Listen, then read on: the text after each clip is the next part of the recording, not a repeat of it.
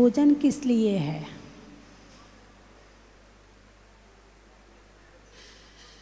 भोजन क्यों करते हो? देवता भोजन नहीं करते हैं, नारकी भोजन नहीं करते हैं, जीवन तो उनका चल रहा है ना। आप भोजन क्यों करते हो? हैं? जीने के लिए। क्यों करते हो? जीने के लिए। वस्त्र क्यों पहनते हो? प्रकृति से रक्षा करने के लिए। मकान में क्यों रहते हो? धूप, गर्मी, बारिश से बचने के लिए, है ना। पानी क्यों पीते हो? शरीर को ज़रूरत है इसलिए पीते हैं। आपको लगता है आप पानी पी रहे हो? लगता है ना? अरे बोलिए ना। गलत। आप पानी नहीं पी रहे, आपको पानी कोई और पिला रहा है। ठंड में कितना पानी पीते हो? गर्मी में कितना पानी पीते हो? बारिश में कितना पानी पीते हो? तो तुमने पानी पिया या प्रकृति ने पिलाया? यदि तुम पानी पीते हो तो जितना गर्मी में पीते हो उतने ही ठंड में पियो। जितना गर्मी में पीते हो उतना ही बारिश में पियो, यदि तुम पीते हो तो। किसने पिलाया पानी? किसी और ने। भोजन तुम करते हो? नहीं। भोजन भी प्रकृति जो मांगती है वो शरीर को देना पड़ता है। इसीलिए हर स्टेट का भोजन अलग अलग है। कहीं मिर्ची ज़्यादा खाते, कहीं मिर्ची कम खाते हैं। कर्नाटक का भोजन अलग है, महाराष्ट्र का अलग है, राजस्थान का अलग है, एमपी का अलग है, बंगाल का अलग है, बिहार का अलग है। सब जगह का भोजन अलग अलग है। क्यों? क्योंकि हर जगह की मिट्टी अलग अलग है, हर जगह का वातावरण अलग अलग है, इसलिए शरीर की डिमांड भी अलग अलग है, इसलिए भोजन भी अलग अलग है। तुम्हें क्या लगता दाल बाटी तुम खा रहे हो और वो गुजरात में क्या बनते फाफड़े, लगता फाफड़े तुम खा रहे हो ना। ये मौसम खिला रहा है, ये वातावरण खिला रहा है। हाँ, यहाँ के लोग कहते यहाँ का पानी मिर्ची मांगता है। राजस्थान के लोग बोलते हैं यहाँ का पानी मिर्ची मांगता है, फिर मिर्ची खाओ तो मीठा मांगता है। तुम नहीं खा रहे, पानी मांग रहा है, वातावरण मांग रहा है। ये जो मैं खाता हूँ, मैं पीता हूँ, मैं करता हूँ, ये भूल जाओ। तुम रिमोट के इशारे पर चल रहे हो, चाहे वो प्रकृति का रिमोट हो, चाहे वो तुम्हारे कर्मों का रिमोट हो, चाहे वातावरण का रिमोट हो। तुम अपने कंट्रोल में हो ही नहीं। हाँ या ना? ठीक है, चलो समझ में तो आई ना इतनी बात। आगे बढ़ूं? चलिए। अच्छा, परिवार किस लिए है? साथ के लिए है। अकेले नहीं रह सकते हैं इसलिए है। जो अकेले रहता है वो परेशान रहता है, इसलिए परिवार किस लिए है? साथ के लिए है। ठीक है। गाड़ी किस लिए है? ट्रेन किस लिए है? बस किस लिए है? हैं? एक स्थान से दूसरे स्थान पर जाने के लिए। तो दुख के स्थान पे जाने के लिए या सुख के स्थान पे जाने के लिए? गाड़ी का प्रयोग किस लिए करते हो? सुख के लिए या दुख के लिए? मुझे दुख मिले इसलिए करते हो कि मुझे सुख मिले इसलिए करते हो? सुख मिले, है ना। अच्छा, अब आप मान लो आपको दिल्ली जाना है तो आप ट्रेन से भी जा सकते हैं, आप प्लेन से भी जा सकते हैं, आप मोटरसाइकिल बाइक से भी जा सकते हैं, आप गाड़ी से भी जा सकते हैं और आप पैदल भी जा सकते हैं। इतनी तरह से और साइकिल से चाहो तो साइकिल से चले जाओ।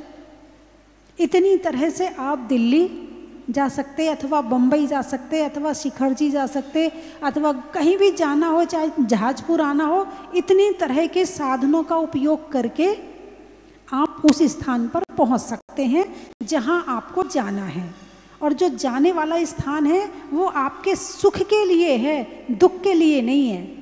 दुख की यात्रा कोई नहीं करना चाहता है, दुख मिल जाए वो बात अलग है। यात्रा दुख के लिए नहीं करते, करते तो तुम सुख के लिए हो, हाँ या ना, है ना। अच्छा, तो एक व्यक्ति के पास में 5 करोड़ की गाड़ी है। कितने करोड़ की गाड़ी? 5 करोड़ की। तो यानी ट्रेन से ज़्यादा अच्छी, प्लेन से भी ज़्यादा अच्छी, अथवा गाड़ी तुम्हारी जो सिंपल गाड़ी है उससे भी ज़्यादा अच्छी गाड़ी है ना। सबसे बढ़िया गाड़ी, चाहे आप उसको 10 करोड़ की मान लो, सारी चीज़ उसमें सोने की लगी है, चांदी की लगी है, हीरा मोती लगे हैं। तो जिसके पास ये गाड़ी है तो क्या वो आदमी 24 घंटे गाड़ी में बैठा रहेगा? उस गाड़ी को देखता रहेगा? क्या वो उस गाड़ी को संभालता रहेगा? इतनी महंगी गाड़ी है, इतनी सुंदर गाड़ी है, हाँ जैसी गाड़ी मेरे पास है ऐसी, मेरे पास नहीं, वो जिसके पास है वो बोल रहा है, जैसी गाड़ी मेरे पास है वैसी गाड़ी तो किसी के पास है ही नहीं है, सबसे सुंदर गाड़ी है मेरे पास में। ऐसा वो व्यक्ति करेगा क्या? अरे बोलिए ना, नहीं करेगा। जब तक मंजिल पर पहुंचना है तब तक गाड़ी में बैठेगा। मंजिल से उतरते ही मंजिल आ गई तो क्या करेगा? गाड़ी में बैठा रहेगा, उतर जाएगा, गाड़ी को सही जगह पार कर देगा, है ना। और इसके साथ में सुरक्षा भी करेगा, संभाल के भी रखेगा। ड्राइवर भी बढ़िया वाला देख सोच समझ के रखेगा, जो अच्छी गाड़ी चलाना जानता हो, इतनी सावधानी तो वो रखेगा। लेकिन वो 24 घंटे गाड़ी में ही रहे, वो ऐसा नहीं करेगा, क्योंकि गाड़ी साधन है, साध्य नहीं है। क्या? गाड़ी साधन है, साध्य नहीं है। साधन को साध्य मत बनाओ, बस मैं यही तो कह रही हूं। ये शरीर क्या है? साधन है या साध्य है? ये शरीर मंजिल है या साधन है? बोलिए ना, किस चीज का साधन है? आपने से इस शरीर से किस मंजिल पर पहुंचना चाहते हैं आप? क्या है आपकी मंजिल? गाड़ी मिली है, किस लिए मिली है? मंजिल पर पहुंचने के लिए। ये शरीर रूपी गाड़ी मिली है, किस लिए मिली है?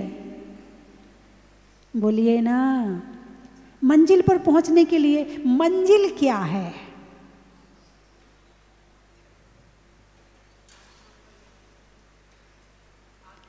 कहीं शरीर को ही तो मंजिल नहीं बना लिया। 24 घंटे शरीर में ही तो नहीं लगे रहते। ये झुमके पहना, ये बाले पहना, ये नाक में पहना, ये कान में पहना, ये चूड़ी पहना, ये साड़ी पहना, ये ब्यूटी पार्लर जा, ये इकट्ठा करना, ये मैचिंग की चाहिए, वो मैचिंग की चाहिए, बालों में कलर करना है, ये करना है, वो करना है।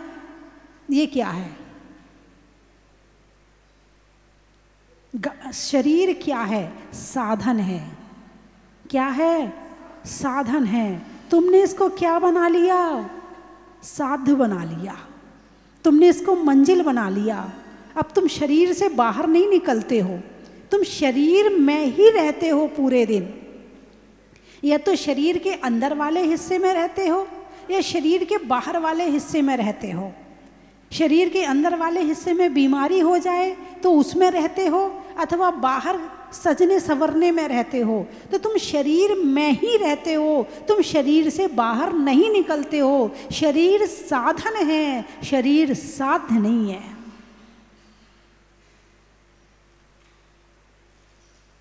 भोजन जीने का साधन है, साध्य नहीं है। इस होटल में जाना मेरी मंजिल है, एक बार तो मैं इस होटल में खाना जरूर खाऊंगा, तुम्हारी मंजिल बन गई वो, खाना तुम्हारी मंजिल बन गई। जबकि भोजन साधन है। जो जो चीज़ें साधन मिले थे मोक्ष जाने के लिए, मोक्ष मंजिल प्राप्त करने के लिए, उस चीज़ों साधनों को तुमने साध्य बना लिया और उसी में ही उलझ गए, उसी में घूमते रहते हो, उसी में भ्रमण करते रहते हो। जब उसमें इतने घुस गए हो तो जो वास्तव में तुम्हारी मंजिल है उस तक तुम्हारी नज़र ही नहीं गई है। नज़र चली भी जाए, कोई बता भी दे, तो तुम्हें ये बताने वाले ज़्यादा हैं कि वो तेरी मंजिल नहीं है। तेरी मंजिल तो सजना संवरना, खेलना, खाना और अब डियो और खुशबू और ये तेरी दुनिया है, वो तेरी दुनिया नहीं है। ऐसे लोग दुनिया में ज़्यादा हैं। इसलिए तुम उनको देखकर नहीं जीते हो जो इस मोक्ष मंजिल पर जा रहे हैं, तुम उनको देखकर जीते हो जो इस संसार में भ्रमण कर रहे हैं। बात सही है या गलत है? अरे बोलिए ना, सही है या गलत है? अब दो चीजें हैं, शरीर और आत्मा। मंजिल किसकी, आत्मा की या शरीर की? इस शरीर में मुख्य कौन है? शरीर मुख्य है या आत्मा मुख्य है? बोलिए ना, आत्मा मुख्य क्यों है? कारण बताइए।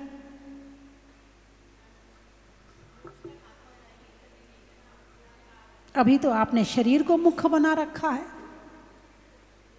जिसकी खुशबू नहीं है, साबुन अच्छी नहीं है, वो वाली लेके आना, उसकी खुशबू बहुत अच्छी है। ये वाला पेस्ट बढ़िया नहीं है, दांत सही नहीं है, इससे चमकते नहीं है दांत, वो वाला पेस्ट लेके आना, दांत बहुत अच्छे चमकते हैं। ये वाली क्रीम पाउडर बढ़िया नहीं है, वो वाली लेके आना, वो बहुत बढ़िया है। अभी तो तुमने शरीर को मुख्य बना रखा है। तो आत्मा के लिए शरीर है या शरीर के लिए आत्मा है? बोलिए। आत्मा के लिए शरीर है। अभी क्या हो रहा है? कौन किसका काम कर रहा है? आत्मा शरीर का काम कर रही है या शरीर आत्मा का काम कर रहा है? एक उपवास करना हो, एक आसन करना हो, फिर देखो हमसे भूखा नहीं रहा जाता, हम नहीं रह सकते भूखे।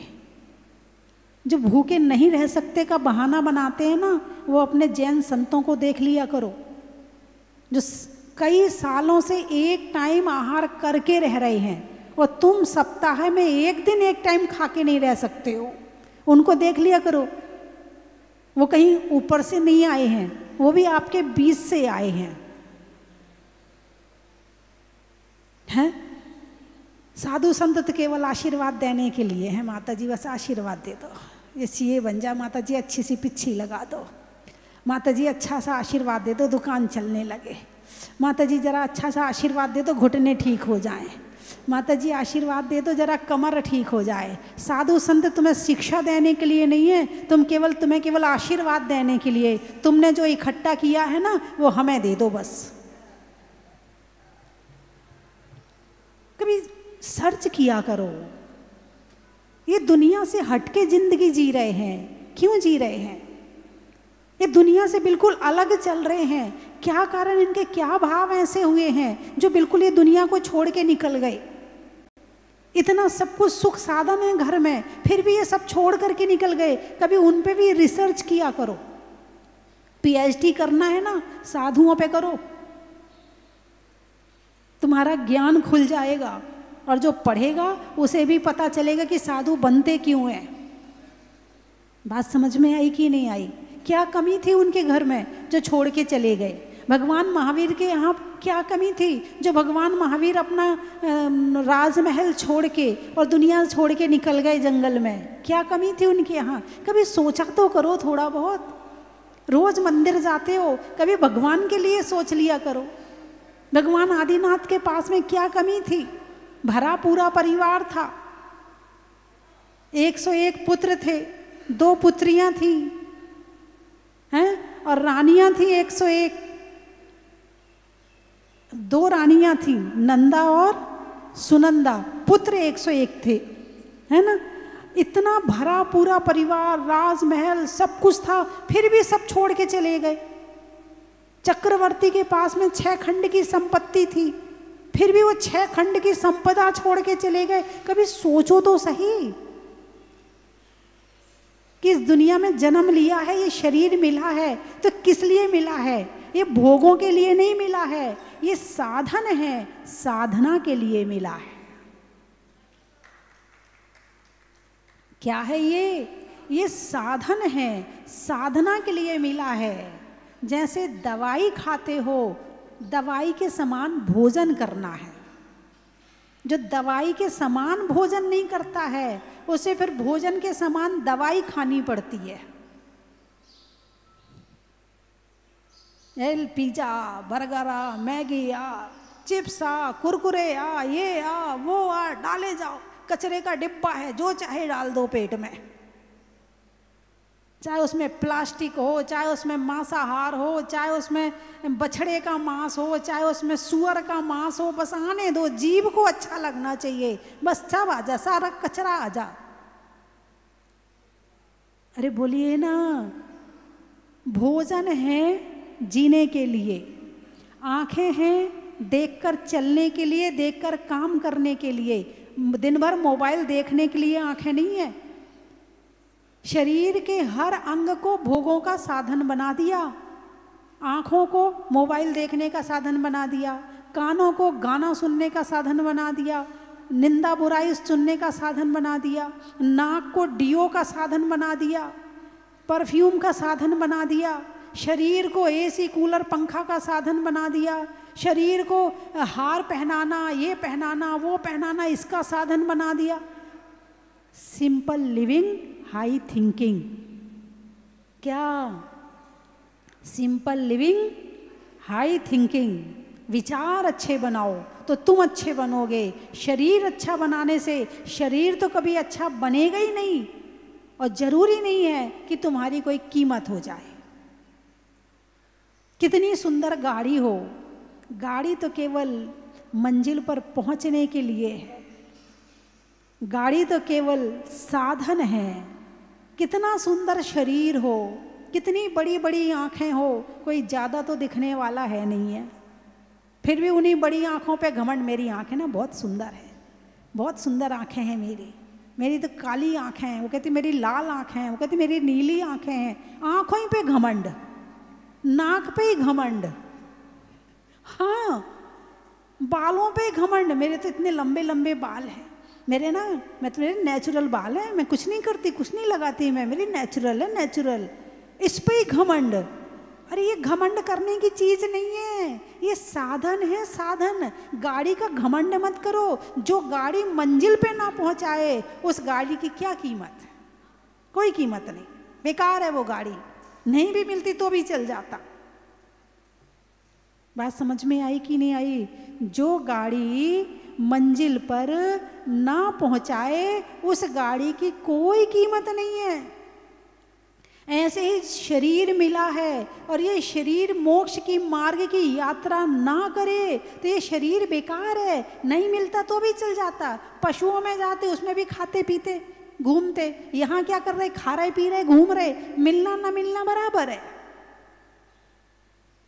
मनुष्य शरीर संसार के 84 लाख योनियों में सबसे उत्तम शरीर है, सबसे उत्तम शरीर है। ये भोगों के लिए नहीं मिला है, ये योगों के लिए मिला है। योग साधना के लिए मिला है। मन योग, मन की साधना करो। वचन योग, वचन की साधना करो। काय योग, काय की साधना करो। तप करो, संयम का पालन करो, त्याग करो, इसलिए मिला है ये। और अपनी आत्मा का ध्यान करो, स्वाध्याय करो, ये इसलिए मिला है। लेकिन इसको भोगों का साधन बना दिया। और जितने भोग भोग रहे हो, जितने भोग भोग रहे हो, उतनी बीमारियां बढ़ रही हैं। अरे बोलिए ना, जितने भोगों के साधन बढ़ रहे हैं, जितना भोग भोग रहे हो, उतनी बीमारियां बढ़ रही हैं। अब बीमारी, पहला सुख निरोगी काया। जब काया ही नहीं तुम्हारे हाथ में है तो काया का सुख, फिर क्या भोग पाओगे तुम? तुम्हारा शरीर ही ठीक नहीं है तो तुम भोग भोगने लायक भी नहीं हो। कुछ लड़कियां कहती हैं हम ब्लैक बोर्ड की तरफ देखते हैं तो हमें चक्कर आते हैं। अब बताओ वो किस लायक रही? जिसको ब्लैक बोर्ड की तरफ देखने पे चक्कर आते हैं वो लड़की किस काम की है? डाइटिंग के चक्कर में शरीर कमजोर कर लिया, भूखी घूम रही है, मोटी ना हो जाऊं।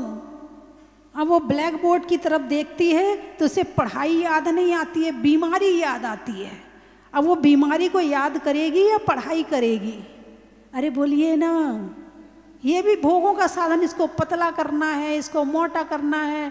कोई कुछ खा रहा है मोटे होने के लिए, कोई छोड़ रहा है पतले होने के लिए, शरीर में ही लगे पड़े हैं।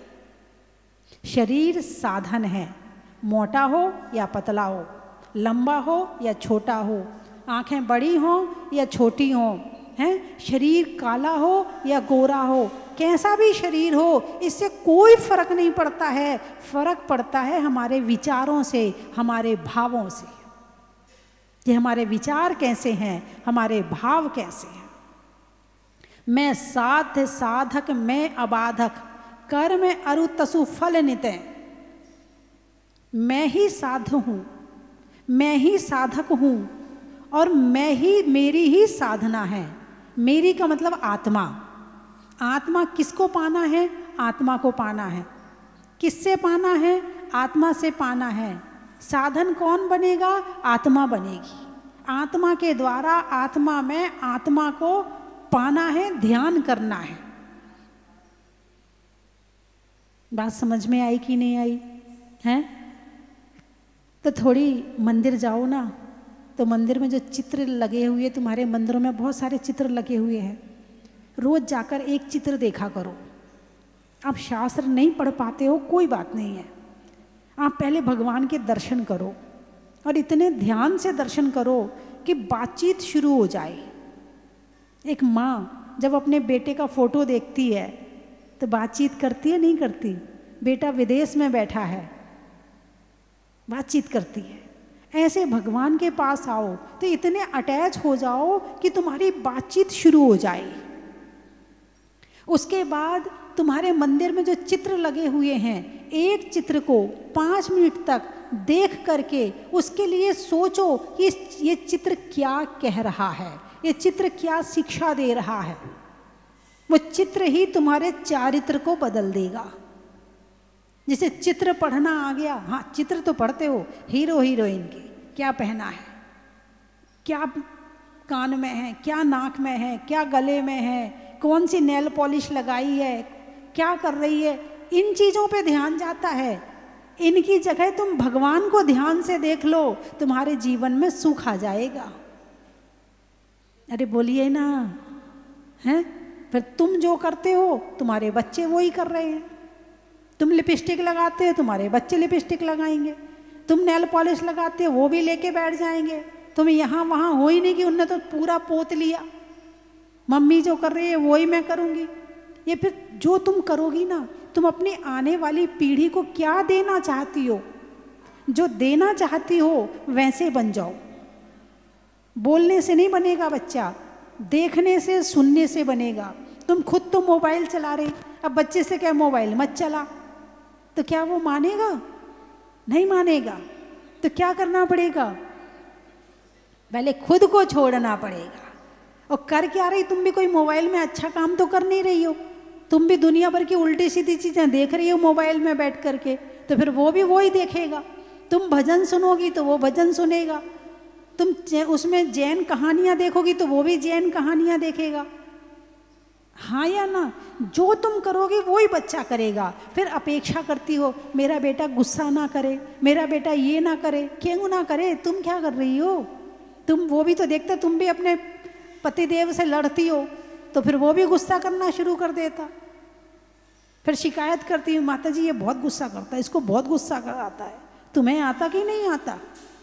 तुम भी तो दिन भर चढ़ी रहती, बिल्कुल हर समय तैयार। नहीं नहीं, आपकी बात नहीं कर रही हूँ ये तो किसी और की बात है।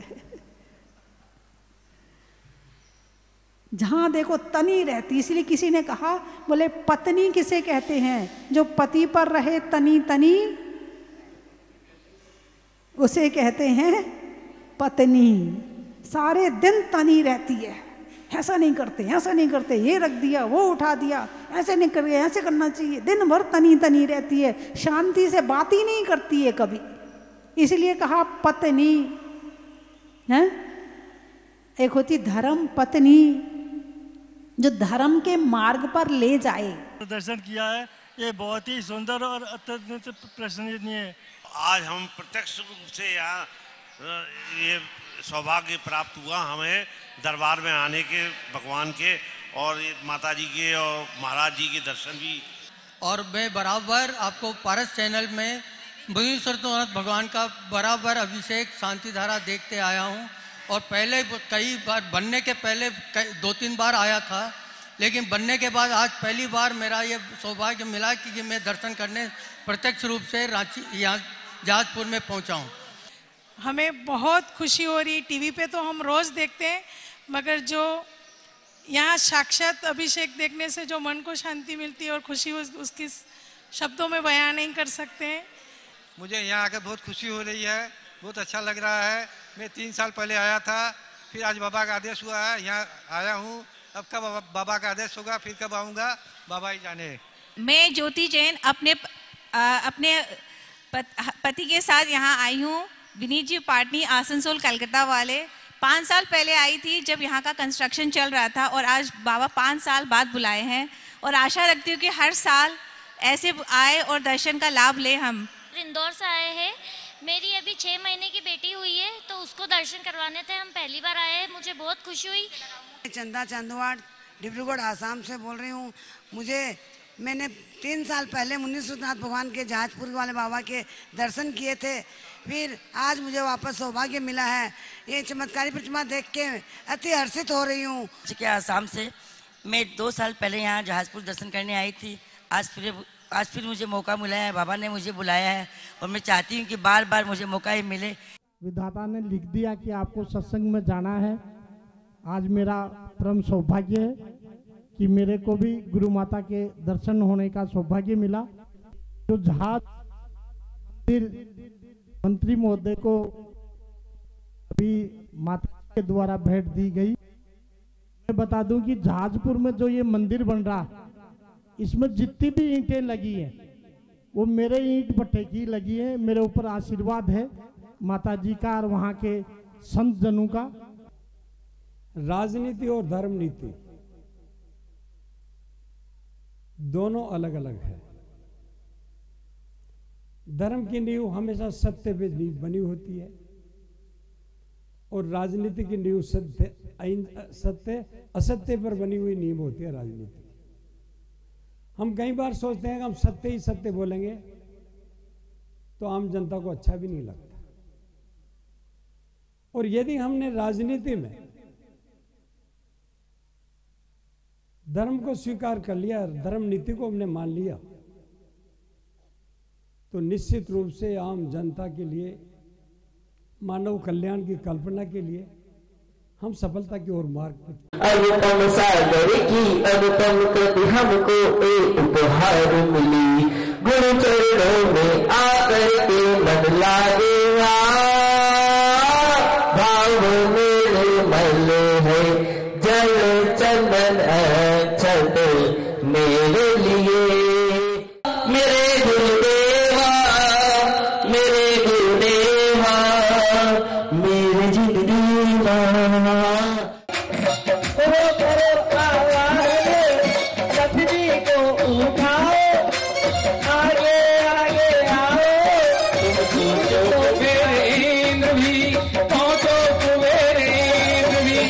भक्त पुकारे तुम्हें प्रभु देते हैं आवाज, आकर दर्शन दो हमें करते हैं हम।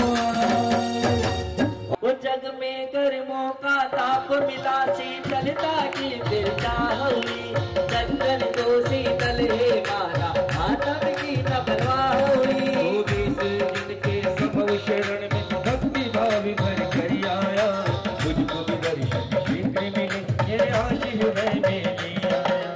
ओम ह्रीं श्री चतुर्विंशति जिनेन्द्रः संसार ताप विनाशनाय चंद्रम नृपामितिः। सारा ही जग पद पाने को साथ निरंतर करता हूँ पर अच्छे पद अविनाशी अक्षय पद प्राप्त अक्षतां नृपामितिः। हे मेरी जमी अफसोस नहीं मैंने तेरे लिए सो दर्द सही मैं बोस रही ये जान मेरी चाहे जान मेरी ये रहे न रहे ओ हो हा हा हा ओ हो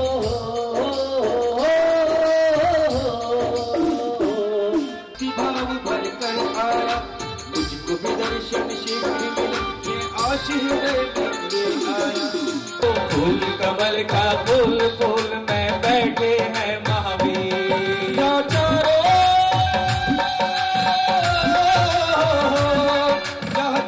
ओर सरोवर बहता बहता निर्मल नीर। फूल कमल का फूल फूल पर बैठे हैं महावीर फूल कमल का फूल फूल पर बैठे हैं महावीर है पतवार नहीं होती मेरी नैया चलती है पतवार नहीं होती किसी और की अब मुझको दरकार नहीं होती मैं डरता नहीं रस्ते तलवार मुक्ति सुख समृद्धि हो शत शत शीश। ओम ह्रीं श्री चतुर्विंशति जनेभ्यो जयमाला पुनर्गम नृपामिति एवं अब तक पूजा में किए गए समस्त अर्घों सहित जलफलादि अर्घम महार्घम निर्वपामितिः स्वाहा। अर्घम निर्वपामितिः भूमि पांचवी भाग चतुश्चत्वारिंशत् भागवलय व्यास वेदिका चित्र समूह संयुक्त संवरण स्थित जिनेन्द्राय अर्घम निर्वपामितिः। शाल वेदिकायां तीर्थंकर पूर्व भव चित्र संयुक्त संवरण स्थित जिनेन्द्राय अर्घम नृपामितिः जिनेन्द्राय अर्घम नृपामितिः। तीर्थंकर दानवन करे ओम ह्रीं पंचभूमौ शाल वेदिका चक्र चक्रवर्ती विभव चित्र संयुक्त संवरण स्थित जिनेन्द्राय अर्घम नृपामितिः। दीपक जैन की एक भावांजलि।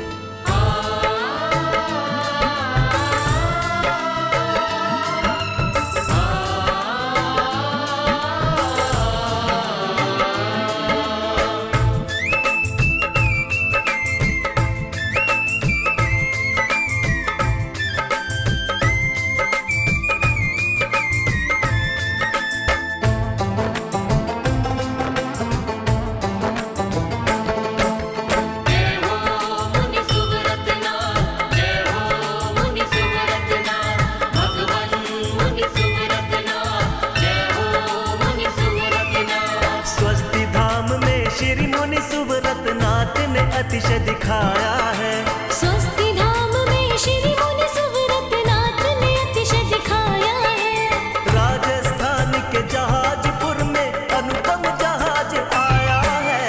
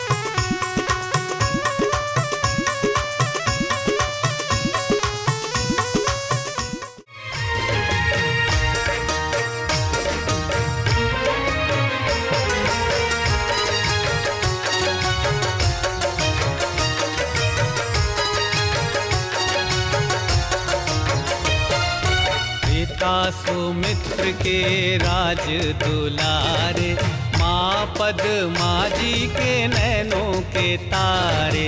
पिता सुमित्र के राज दुलारे, माँ पद्मा जी के नैनों के तारे। राजगृही में जन्म लियो आप, राजगृही में जन्म लियो आप। आओ आओ मनाए खुशी आज आरती भगवन की। आओ आओ करें गुणगान आरती भगवन की। आओ आओ करें गुणगान आरती भगवन की।